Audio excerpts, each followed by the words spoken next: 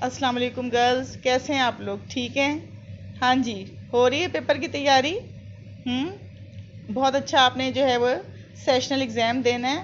25 marks का आपका paper होगा, ठीक है।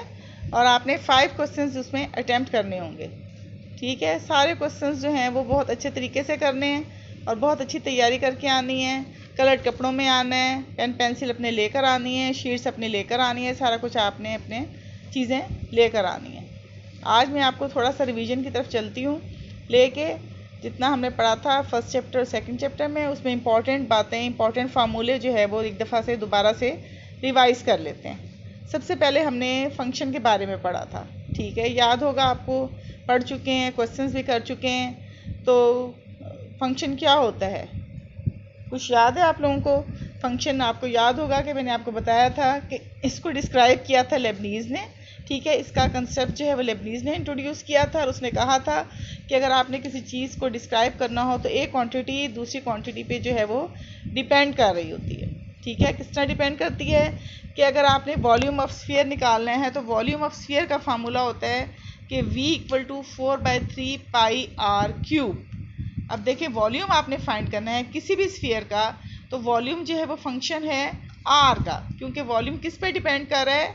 उसके रेडियस पे। जितना बड़ा r होगा उतना ज़्यादा उसका वॉल्यूम होगा, जितना उसका r कम होगा, रेडियस कम होगा, उतना ही उस स्फीयर का जो है वो वॉल्यूम जो है वो क्या होगा? कम होगा। उसके बाद नेक्स्ट टॉपिक आपका था domain and range of function. अब मैंने आपको पहले भी बताया था कि डोमेन और रेंज कैसे निकालते हैं। हमने बहुत सारे सवाल किए हुए, बहुत डिटेल से किए हुए इसके सवाल। और इसमें सबसे पहले हमने डोमेन फाइंड की थी कि आपके पास कोई फंक्शन हो तो जो उसकी इनपुट वैल्यूज़ होती हैं, यानी एक्स वैल्यूज़, वो आपके पास इसकी डोमेन कहलाती हैं। और उसमें से पुट करने के बाद जो आपके पास आउटपुट वैल्यूज़ आ रही होती हैं वो आपके पास उसकी क्या होती है? रेंज होती है, ठीक है। अब आपके पास फंक्शन जो है कंप्यूटिंग मशीन, आप इसको समझ लें। इसमें आप इनपुट वैल्यूज़ पुट करेंगे, इनटेक इसका इनपुट वैल्यूज़ को होगा और ये आपको कंप्यूट करके, यानी कि सॉल्व करके, कंप्यूटिंग मशीन का मतलब होता है कि इसको निकालेगी, आपको हल करके देगी, ठीक है। तो ये आपको आउटपुट वैल्यूज़ देगी, ठीक है। कि ये आपके पास क्या है? फंक्शन जो है कि कंप्यूटिंग मशीन है। इसके बाद आपको मैंने बताया था कि इवन फंक्शन क्या होता है, ऑड फंक्शन क्या होता है। इवन फंक्शन वो होता है जिसमें आपके पास फंक्शन को आप इसके -x से चेंज कर दें, वेरिएबल को, यानी कि x की जगह आप सारे में -x पुट कर दें तो वो f(x) के बराबर ही आए, तो वो क्या कहलाता है? Even function. जबकि ऑड फंक्शन क्या होता है कि वेरिएबल x को आप -x से चेंज करें और वो सॉल्व होके -f(x) बन जाए, तो फंक्शन जो है वो ऑड फंक्शन कहलाता है। इसके बाद बेटे इंपॉर्टेंट टॉपिक जो आपको मैं बता रही हूँ, वो जो चीज़ें बता रही हूँ ज़रा गौर से दोबारा से सुन लें, रिवीजन हो रही है। इसके बाद है composition of function. Composition of function क्या है कि दो फंक्शंस को हम किस तरह जो है वो कंबाइन करते हैं। जैसे कि नाम से भी पता चल रहा है कि कंपोजिशन करनी है दो फंक्शंस की, यानी दो फंक्शंस को हमने क्या करना है? कंपोजिट करना है, मिलाना है। अब अगर f और g आपके पास दो फंक्शन दे दिए जाएं तो g(f(x) = हम लिखेंगे g f(x). पहले आप f(x) लिखेंगे, फिर इसके ऊपर g जो है वो ऑपरेट करेंगे। इसके बाद इसकी एग्जांपल आपको देती हूँ कि अगर आपके पास एक फंक्शन f(x) दे दिया जाए 2x + 3 और दूसरा फंक्शन आपको दे दिया जाए gx = x²। अब आपने बेटे इसकी कंपोजिशन कैसे निकालनी है?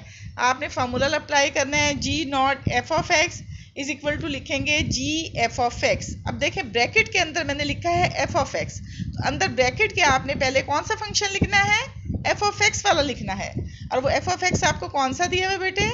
वो दिया हुआ है 2x + 3। बात समझ आ रही है कि नहीं? अंदर हमने कौन सा लिखना है फंक्शन? f(x), तो मैंने f(x) की जगह जो है f(x) की वैल्यू पुट कर दी है। अब इस पे ऑपरेट आपने दोबारा से कौन सा फंक्शन करना है? g वाला फंक्शन करना है। अब देखें g(x) जो है वो क्या दिया हुआ है? x², यानी जो आपको वेरिएबल दे दिया गया है उसका हमने क्या लेना है? स्क्वायर। अब आपके पास फंक्शन जो है वो, अब आपके पास gx जो है वो क्या बन गया है? g 2x + 3। अब इसका जो है वो आपने जब g ऑपरेट करेंगे तो आपके पास ये आ जाएगा 2x + 3 का होल स्क्वायर। इसके बाद आपके पास आ जाता है इनवर्स ऑफ फंक्शन, ठीक है। ये भी बहुत इंपॉर्टेंट टॉपिक है, हमने इसके सवाल भी निकाले हुए हैं कि फंक्शन का इन्वर्स हमने कैसे लेना है। Let F B function from X onto Y, the inverse F inverse, यानी कि इसके ऊपर आप लाइन डालते हैं एफ के ऊपर तो वो क्या कहलाता है, इनवर्स इसका, इस function from y onto X, यानी कि अगर x से y की तरफ जा रहे हैं, वो आपके पास फंक्शन है, तो फिर हम उल्टा आएंगे, y से x की तरफ आएंगे तो वो आपके पास क्या कहलाएगा, इनवर्स फंक्शन कहलाएगा। अब ले लेते हैं F X equal to Y, then x equal to F inverse of y। समझ आ रही है बात? यानी अब हम f को उठा के दूसरी तरफ ले गए हैं तो ये आपके पास क्या बन गया, इसका इनवर्स बन गया, f इनवर्स ऑफ y। अब आप इसके अगली जो है वो टॉपिक जो हमने पढ़ा था वो क्या था, लिमिट ऑफ फंक्शन। ठीक है, कि किसी फंक्शन की हमने क्या करनी है, फाइंड, लिमिट फाइंड करनी है। अब लिमिट हमने कैसे फाइंड करनी होती है कि कोई फंक्शन आपको डिफाइंड हो और वो किसी ओपन इंटरवल में बिलोंग करता हो। उस ओपन इंटरवल पे आप जो है अगर लिमिट अप्लाई करते हैं तो वो अप्रोच करता है उस नंबर की तरफ, उस नंबर के इक्वल नहीं होगा, उस नंबर के करीब करीब होगा, चाहे वो लेफ्ट से हो चाहे वो राइट से हो। और जब लिमिट अप्लाई करेंगे तो आपके पास उसकी यूनिक वैल्यू आएगी और वो किसके बराबर होगी, एल के इक्वल। अच्छा बेटे, अब इसके बाद अब आपको मैं इंपॉर्टेंट लिमिट्स बता देती हूँ जो आपकी इंपॉर्टेंट है, इनके रिजल्ट्स आपको याद होने चाहिए। जितने भी हमने लिमिट्स पढ़ी थी इंपॉर्टेंट, इन सब के रिजल्ट आपको याद होने चाहिए ताकि आप क्वेश्चंस में इनको डायरेक्ट अप्लाई करें। सबसे पहले हमने एक रिजल्ट किया था कि limit x approaches to a, x की पावर n माइनस a की power n divided by x minus a is equal to किसके बराबर होता है, n a माइनस 1। बहुत इंपॉर्टेंट क्वेश्चन है, मैंने आपको बहुत डिटेल से क्वेश्चन समझाया था और पूरा सॉल्व किया था। ठीक है, इसके बाद सेकंड जो है वो इम्पॉर्टेंट लिमिट है आपके पास कि limit x approaches to infinity. ठीक है, अगर x जो है वो इन्फिनिटी को अप्रोच करता है तो 1 + 1/n की रेज़ टू पावर n।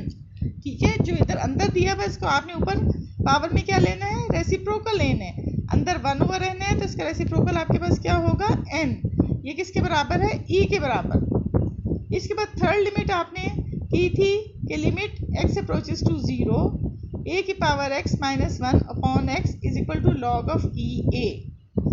चौथी लिमिट की थी कि limit theta approaches to 0, sine theta divided by theta किसके बराबर होता है बेटे, 1 के बराबर। ये भी बहुत इंपॉर्टेंट एग्जांपल है, एक्सेल पेपर में आती है, इसको भी अच्छी तरह आप लोग तैयार करें और इसके रिजल्ट याद करें, क्योंकि आगे आप एक्सरसाइज में जब क्वेश्चंस करते हैं तो ये सारे के सारे रिजल्ट अप्लाई हो रहे हैं। अगर याद नहीं होंगे इनके आंसर्स तो आप क्वेश्चंस को सॉल्व नहीं कर सकते।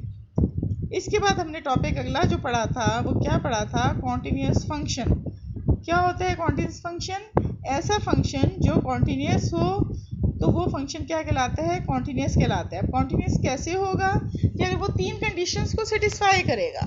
अब क्या 3 कंडीशंस हैं किसी भी फंक्शन के लिए कॉन्टिन्यूस होने के लिए। पहली कंडीशन ये है कि फंक्शन जो है वेल डिफाइंड हो, ठीक है, उस नंबर पे डिफाइंड हो। दूसरी कंडीशन ये है कि उस नंबर पे इसकी लिमिट एग्जिस्ट करती हो, लेफ्ट और राइट दोनों लिमिट उसकी एग्जिस्ट करें।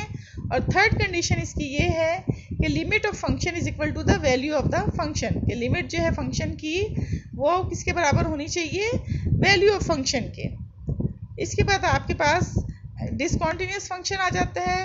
डिसकॉन्टिन्यूस फंक्शन वही होगा जो फंक्शन कॉन्टिन्यूस नहीं होगा बेटे, वो क्या होगा, डिसकॉन्टिन्यूस होगा। यानी कि इन तीनों कंडीशन से अगर किसी एक कंडीशन भी सेटिस्फाइड नहीं करता तो ऐसा फंक्शन जो है वो आपके पास क्या कहलाता है, डिसकॉन्टिन्यूस फंक्शन।